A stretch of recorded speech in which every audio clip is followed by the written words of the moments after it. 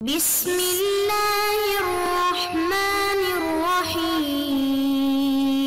عزیز طلباء طالبات، السلام علیکم ورحمۃ اللہ وبرکاتہ۔ بسم اللہ الرحمن الرحیم۔ تقابل ادیان و مذاہب کا سبق نمبر 42 آج ہم پڑھ رہے ہیں۔ اس سبق کا عنوان ہے زرتشت سے پہلے کا ایرانی مذہب۔ آج کے اس سبق میں ہم یہ پڑھیں گے کہ زرتشت سے پہلے ایران میں کون کون سے مذاہب رائج تھے۔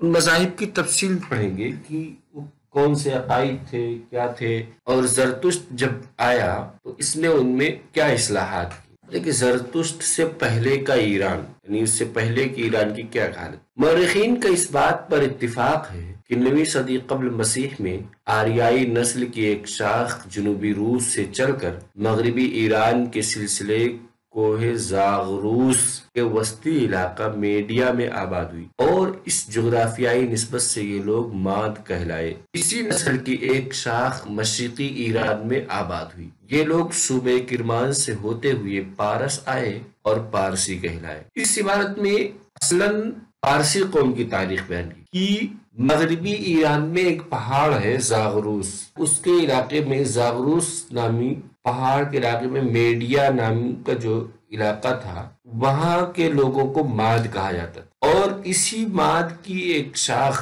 ماد ایک نسل ہو گئی، اسی کی ایک شاخ مشرقی ایرانی یعنی مغربی ایران سے چل کر کے مغربی ایران میں جو لوگ آئے وہ ماد قوم سے تھے۔ پھر ان لوگوں نے مشرقی ایران کے صوبے کرمان میں سکونت اختیار کی۔ یہ لوگ پارسی کہلائے، یعنی یہ ماد نسل سے جو لوگ مشرقی ایران میں آباد ہوئے وہ پارسی کہلائے۔ قدیم ایرانی عقائد، یعنی اس سے پہلے زرتشت سے پہلے ایران میں کون کون سے عقیدے رائج تھے۔ قدیم ایران کے عقائد کے بارے میں سر پرسی سائکس لکھتے ہیں، آریہ قوم مظاہر پرستی کا شکار تھی۔ روشنی، شفاف آسمان، آگ، ہوائیں، حیات بخش بارشیں، ان سب کی مقدس معبودوں کی طرح پرستش کی جاتی تھی۔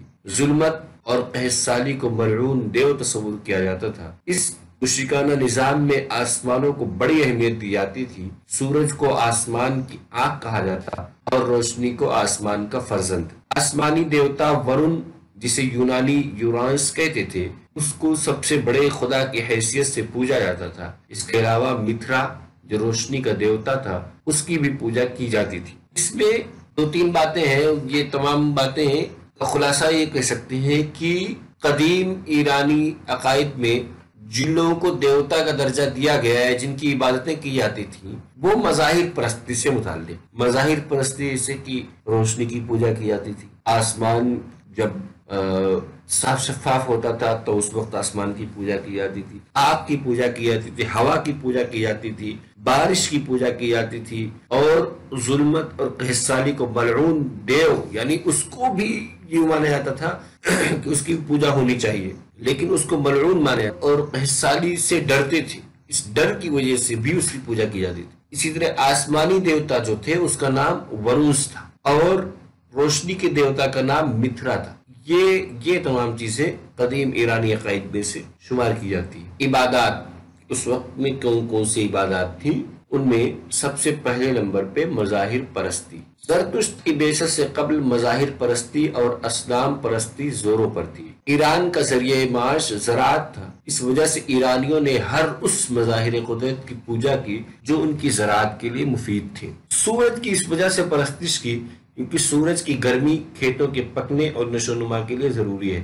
زمین کو اس لیے سجدہ کیا کہ اس میں فصلیں بوئی جاتی ہیں اور ان کے بڑھنے کا سبب بنتی ہے۔ مظاہر پرستی ایرانیوں میں اس لیے عام تھی کیونکہ ایرانی اصلاً کھیتی باڑی کا کام کرتے تھے، تو جو بھی چیزیں ان کی کھیت کے لیے مفید ہوتی وہ اس کی پوجا کرتے تھے۔ اب مظاہر فطرت میں سے آگ، سورج کی اس لیے پوجا کرتے تھے کیونکہ سورج کی روشنی دیتا تھا، اور سورج کی روشنی کھیت کے لیے بہت مفید ہوتی ہے، اس کی گرمی کی وجہ سے کھیت کی جلدی پکتا ہے، نشو و نما بھی اسی سے ہوتی ہے۔ زمین کی اس لیے پوجا کرتے تھے کیونکہ زمین سے فصلیں اگتی ہیں۔ اسی طرح چاند، آگ، پانی اور ہوا، ان سب کی بھی عبادت کرتے تھے کیونکہ چاند کی بھی اپنے فوائد ہیں، ٹھنڈک جو اس سے رات کو جو ٹھنڈک حاصل ہوتی ہے وہ، اور آگ کی وقت ضرورت فصلوں کو جلانے کی کام آتی ہے۔ پانی کے بغیر کوئی فصل پیدا نہیں ہوتی۔ ہوا بہت ہی ضروری ہے، ہوا عام طور سے فصل کٹائی کے بعد چھٹائی کے لیے جو ہے اس کی ضرورت بہت پڑتی. تو اس طریقے سے جتنی بھی مظاہر فطرت کی چیزیں ہیں وہ کہیں نہ کہیں کھیتی میں کام آتی تھی. تو وہ کھیتی ان کی ضرورت تھی، اس بنیادی ضرورت کی تکمیل مظاہر فطرت سے ہوتی تھی، اس لیے وہ ان کی پوجا کرتے تھے تاکہ ان کی کھیتی میں ترقی اور برکت ہو. آبا پرستی. ایران میں خاندانوں اور قبائل کے بزرگوں کی پرستش کا رواج تھا. ان کی مورتیاں تیار کی جاتی تھیں، پھر ان کے سامنے بھجن گائے جاتے تھے. اسی آبا پرستی کے نتیجے میں پروہیتی نظام شروع ہوا.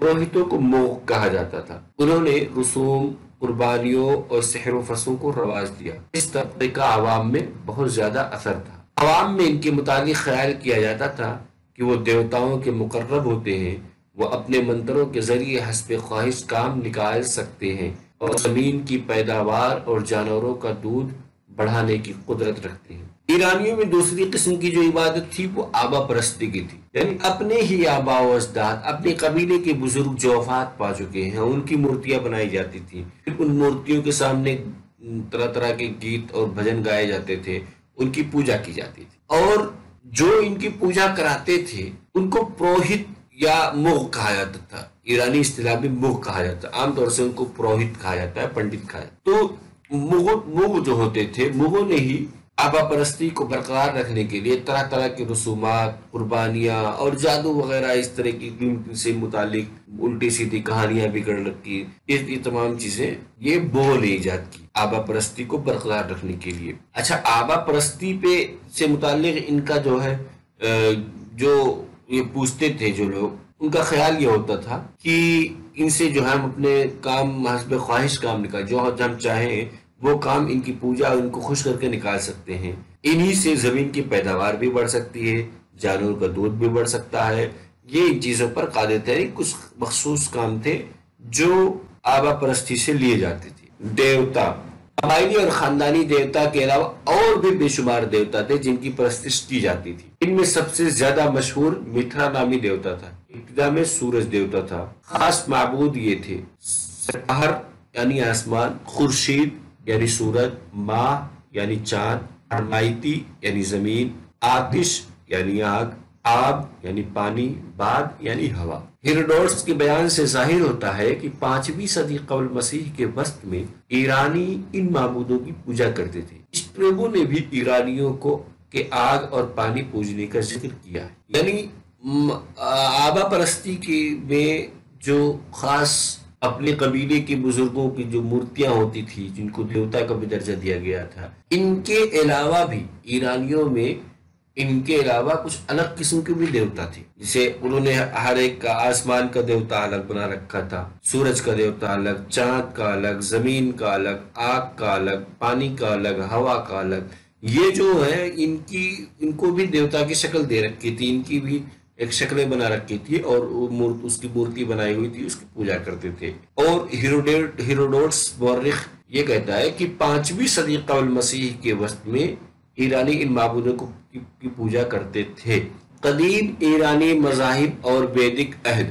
ایرانی مذہب اور ویدک عہد میں جو گہری مماثلت پائی جاتی ہے اس کا سبب ان دونوں قوموں کی ابتدائی وحدت ہے کہ یہ دونوں گروہ وسط ایشیا سے اٹھ کر یہاں آباد ہوئے. اوستا اور رگ وید میں مذہبی سرمیاتی افسانے اور پرستش کے طریقے ملتے جلتے ہیں. زرتشتی مذہب سے پہلے کی کتب اگر موجود ہوتی تو اس مماثلت کا رنگ اور زیادہ گہرا نظر آتا، لیکن زرتشت کی اصلاحات کے باعث ایرانیوں کی سلمیات ضائع ہو گئی. بہرحال ایک زمانے میں سندھ، مغربی پنجاب اور راجپوتانے کا علاقہ ایرانی سلطنت میں شامل تھا، اس لیے ایرانی عقائد اور رسوم و رواج کا اثر ہونا لازم ہے. سکندر یونانی کے جانشینوں کے عہد میں بہت سے ایرانی ہندوستان میں آ کر آباد ہو گئے جو سورج کی پرستش کرتے تھے اور برہمنوں نے انہیں اپنے مذہبی نظام میں داخل کر لیا. انہی کے اثر سے ہندوستان میں سورج اور آگ کی پرستش کا آغاز ہوا. اس میں کی قدیم یعنی زرتشت سے پہلے کے جو مذاہب تھے ایران میں اور ہندوستان میں جو ویدک عہد ہے، ان میں گہری مماثلت ہے. خاص طور سے دیوتا، مظاہر پرستی، آبا پرستی، یہ تمام چیزیں جس طرح سے ویدک عہد میں پائی جاتی ہیں اسی طرح سے قدیم ایرانی مذہب میں بھی پائی جاتی. اسی لیے مورخ اور دیگر مذہبی محققین لکھتے ہیں کہ اگر زرتشت سے پہلے کی کوئی کتاب ہوتی اس سے مل تو ہندوستانی اور ویدک اور ایران کے اس عہد اس وقت یعنی زرتشت سے پہلے کے سمجھنا، ان دونوں میں مماثلت ثابت کرنا زیادہ آسان ہو جاتا.